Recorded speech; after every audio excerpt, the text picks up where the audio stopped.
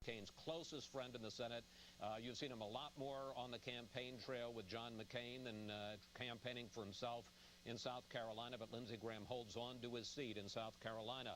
Let's move on to the state of Georgia. This is going to be another one of these important swing states, toss-up states. Saxby-Chambliss, the incumbent, a month ago looked like a shoo-in. This race is too close to call. He's running against former state rep Jim Martin, the Democrat, and also Alan Buckley, the Libertarian. It's not just a question of Chambliss having to beat Martin. In the state of Georgia, you have to win with 50%. So if nobody goes over 50%, this will go to a runoff on December 2nd. We might be sitting around here till December 2nd to find out who wins Georgia and whether or not the Democrats get their filibuster-proof majority. And the last race we're going to look at are the polls that have closed at 7 o'clock. Kentucky. Mitch McConnell, this one too close to call. He, of course, is the Senate Republican leader seeking a fifth term. Again, 2-3 weeks ago, this looked like a walk away from McConnell. Bruce Lunsford, a millionaire businessman, and the same headwind that has hit a lot of Republican incumbents has hit Mitch McConnell. And that race at this moment, too close to call. So looking at all of the races, we can call one Republican and one turnover of a Republican seat in Virginia to the Democrats in the name of Mark Warner. Brett? Chris, thanks very much.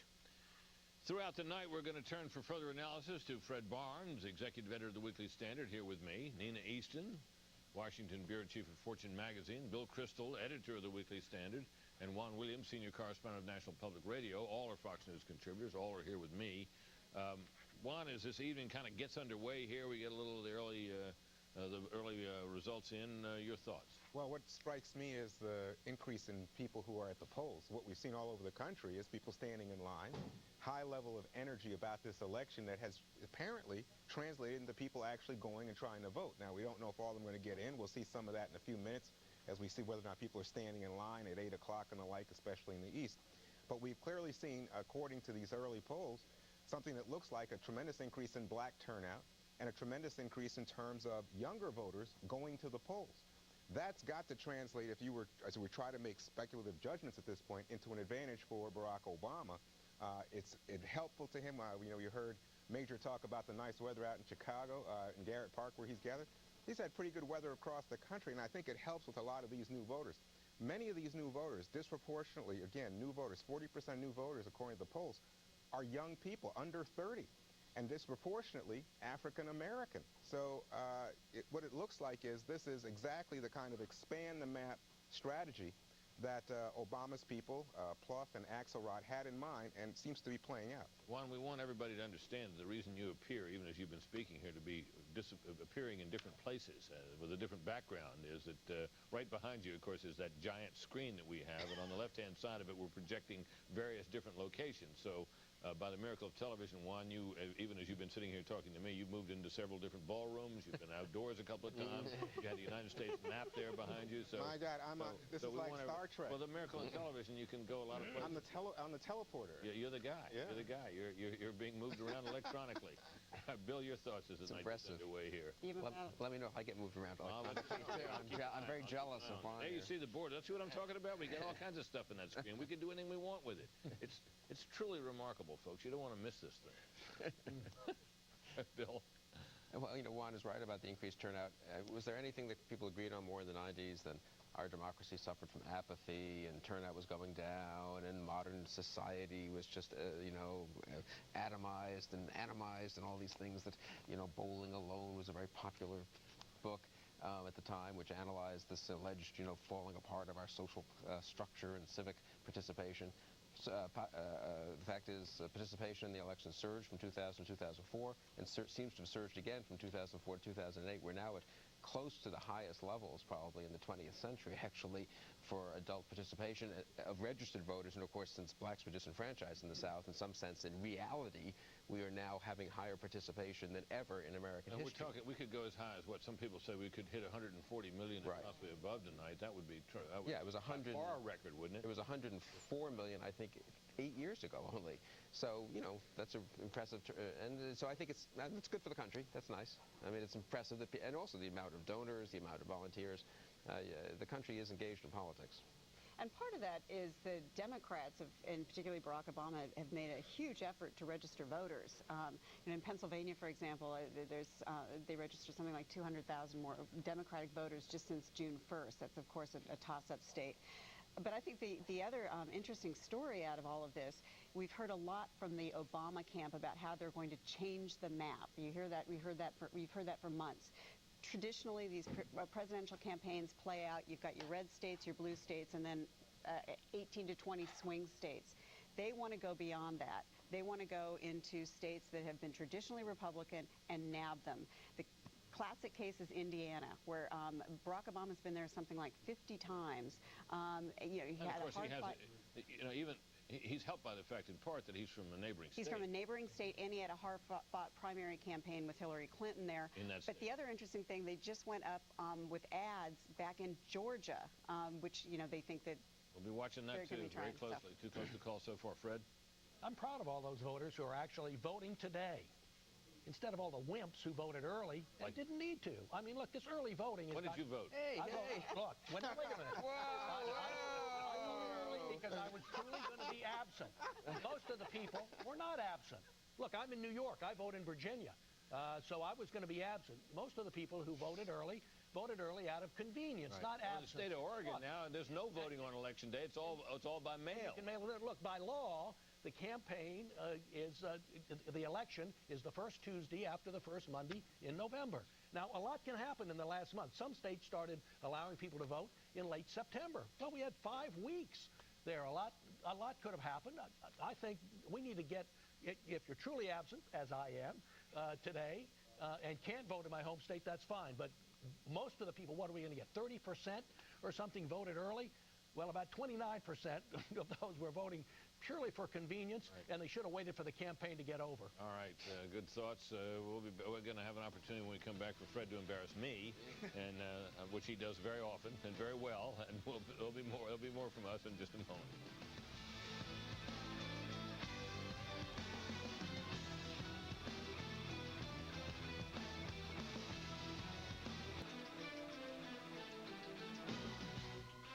We'll be joined throughout the evening by Fox News political analyst Karl Rove, who, of course, is best known to millions of people as the man who engineered and designed the 2 campaigns that got George W. Bush elected to the presidency. Karl, I'd like to get your thoughts now on, we're going to have a new president. We'll have a more Democratic Congress than before. How much of what George W. Bush put in place do you expect to see maintained, and how much do you expect to see washed away? Well, I think it depends on the international front. A lot will remain. The policy in Iraq has been a success. The question will be withdrawal and success, and how quickly does that happen? Afghanistan will remain committed to Afghanistan. The international commitment to fight the global war on terror will remain there. No president is going to undo the terror surveillance program. Nobody's going to undo the initiative on AIDS in Africa, which has been an enormous success. On the domestic front, I think it depends on who gets elected. And no child left behind. The Democrats were unable to get the votes to kill it this year. The tax cuts they're clearly opposed to. But a lot of the initiatives of the president, whether it's the appointment of conservative judges or policies that he's put in place on the environment, are going to remain long after he departs the office. Now, you heard Nina suggesting earlier that with Republicans having gone headlong, led by the president, down the road toward a massive involvement of the government in the financial markets, purchasing even of equity in private firms, something that would be, it really has been unheard of over the years, rarely if ever has occurred, that Republicans now find themselves in a situation where they're really not, they ended up not being so conservative after all. No, look, I disagree. We had to do something in extraordinary times to keep the credit markets from seizing up and to save our private enterprise system from a very deep, dark hole. And I do not think over the long haul that this will be seen as anything but responsible action by the government in a bipartisan way led by Republican president and Republicans and Democrats in Congress. And what do you think, it's an interesting choice for a new president about what to do with this only recently installed team at the Treasury Department. What are your thoughts about that? Well, look, I think a new president, regardless of, again, Republican or Democrat, is going to find it difficult and probably objectionable to take the policies that have been put in place under Secretary Paulson in this rescue package. With Congress's participation. Right, and undo them. So we're likely to see the next president, Democrat or Republican, follow through on the kind of policies that Paulson and the Treasury team will leave in place for their successors. All right, Karl, thank you very much. We have at this hour our eye on Ohio, of course, and our colleague Catherine Herridge is live in Columbus. But we start with Eric Shawn in Cleveland with a look at exactly what is going on in a place where people have been wondering about how the polling was going to go in that state where there's been so much contentiousness about it. Eric, what's happening out there? Yeah, Britt, well, as you can see right now, we're in the Cuyahoga County warehouse where they are still scanning the early votes. And if you want to have some faith in our democracy and look at the foundation of our republic, just take a look behind me. These are the election workers. They've been doing this since Saturday, Britt. They are scanning the early votes, 275,000 early votes. And when the polls close in Ohio in a few minutes, they will then begin counting the vote through the evening. This really gives you a restored sense of our country, and I guess it's kind of like sausage. You don't want to see how sausage is actually made, but this is the result. I can also say tonight that some of the Acorn investigations here, we're told that one of the voters will only vote once. Freddie Johnson, 19 years old, registered, he said, 73 times.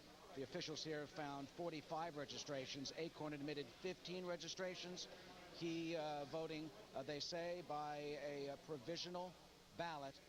No other types of problems, they say today, on voter registration. Sounds like they're going to be able to catch some of those people who've registered fraudulently and then tried to vote. They'll have a hard time doing it. Is that your sense? Yeah, that's exactly it. They've flagged them. They know who they are, and they'll be going through this over the next several days. All right. Thanks very much, Eric. Let's turn to Catherine Herridge now, who's in Columbus. Catherine, what are you seeing there? Well, the focus, Britt, tonight here early in Columbus is on this lawsuit. It's an amended complaint that was filed by the state GOP earlier today, and at the heart of the complaint are the actions of Secretary of State Jennifer Brunner, a Democrat who, as you know, Republicans have claimed has been entirely too partisan in her actions throughout this election cycle. There's several components to this amended complaint, but perhaps most significantly tonight, it deals with the counting of the provisional ballots. One of the snags that we've seen throughout the state today is something people like to call as the double bubble phenomenon. Typically, you see this with new voters. We've had close to 900,000 new registrations in this state alone. What they do is they go into the booth, they shade in that circle next to their choice for presidential candidate, and then where they see in the section for the write-in candidate, they also put their choice there. The Secretary of State had instructed local officials that they could discern the intent of the voters, but state Republicans have said that that's not sufficient. They need something that is consistent throughout the state, and most analysts here tonight believe that this is really a placeholder lawsuit in the event that it is indeed close here in Ohio, Britt. All right. Thank you very much, Catherine. We're just coming up on 7:30 when there are going to be some further poll closings. We want to give you the quick word on that when they occur. In the meantime, we're going to take a brief break. We'll be right back.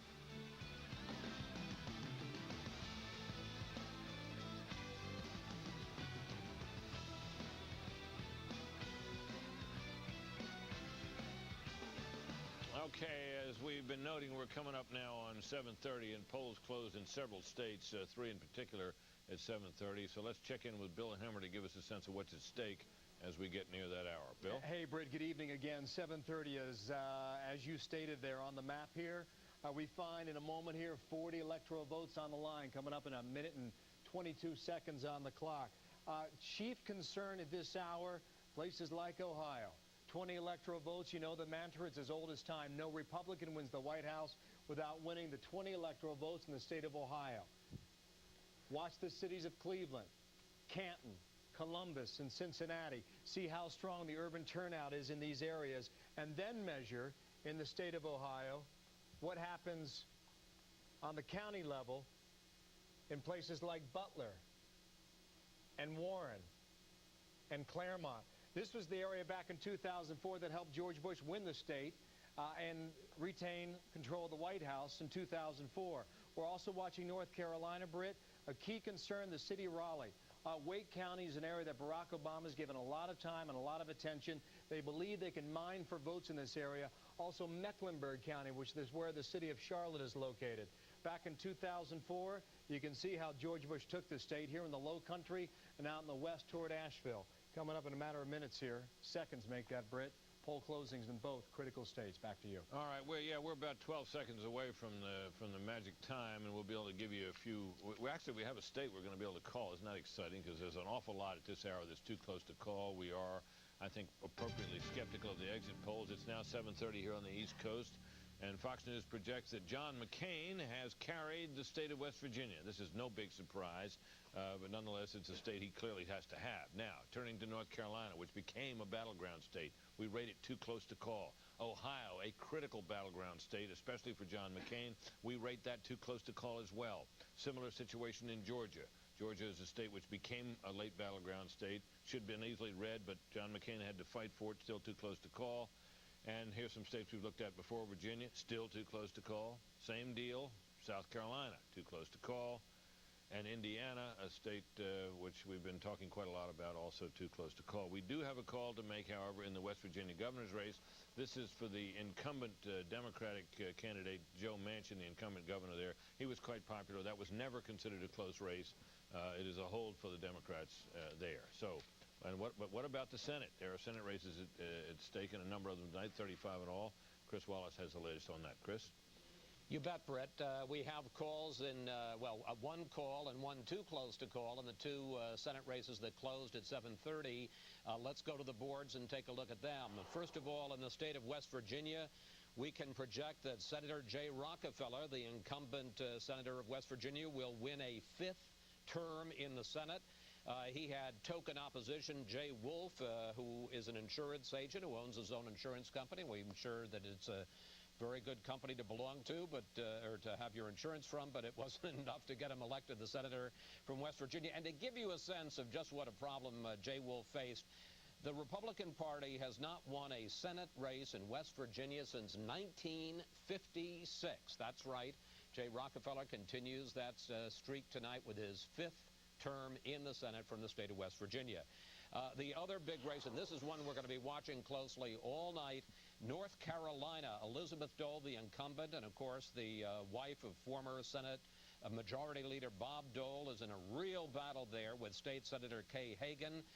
At this point, it looks like Kay Hagan is slightly ahead, but too close to call there. This is one of the toughest races in the country. Again, a month ago, Elizabeth Dole would have looked like a walk away in that state, but the Republican headwinds have hurt her, helped Kay Hagan. This is one of the toughest races in the country. It got to the point that Elizabeth Dole in the last week ran an ad that suggested that Kay Hagan is godless for attending a fundraiser at the home of an advisor to the Godless Americans PAC. I must say I was not familiar with that particular political action committee heretofore, but in any case, that doesn't seem to be helping Elizabeth Dole right now. Too close to call, but Kay Hagan with a slight lead in that state.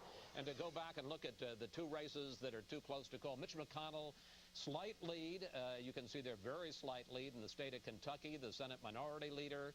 That would be a big one if he were to lose there. He's got a slight lead, but it's still too close to call. And again in Georgia, Saxby Chambliss, slight lead in that race, but he not only has to beat Jim Martin, he's got to go up over 50% with the Libertarian candidate Alan Buckley in the race, and at this point, we cannot project any winner in that state. So far there's been one turnover in the state of Virginia where Mark Warner took a Republican seat. Now for the Democrats, other than that, everybody's been holding serve, or it's too close to call. Britt, back to you. You know, I'm just thinking as we talk about this, the Mitch McConnell race is interesting because if he wins, he will be, if anything, he will emerge, if he wins, as probably the most important Republican in Washington if the presidential race goes to the Democrats tonight. Which is one of the reasons we've already put in a call to try to book him for Fox News Sunday.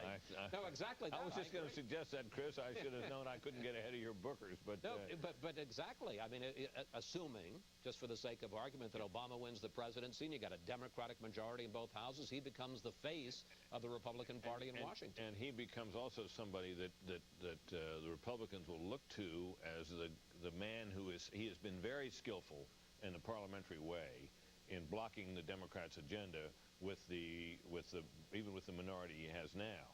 I think that if that minority shrinks, as it seems certain to, as it's bound to, it will be a greater test of his parliamentary skills and his leadership skills than ever. It'll be very interesting to watch. And let me just say, not to cast any doubt on my loyalty to Mitch McConnell, but just in case he loses, we're also trying to book John Kyle, the #2 Republican, who would then become the most powerful Republican in Washington. Well, assuming that in leadership elections he steps up. So, all right. Anyway, Chris, thanks. Interesting results. We'll be back in touch with you often. Now, So Mark Warner, no relation, as we pointed out, to John, who was the retiring incumbent senator in Virginia, has won that race, and one assumes that everybody's pretty happy at Warner headquarters in McLean, Virginia.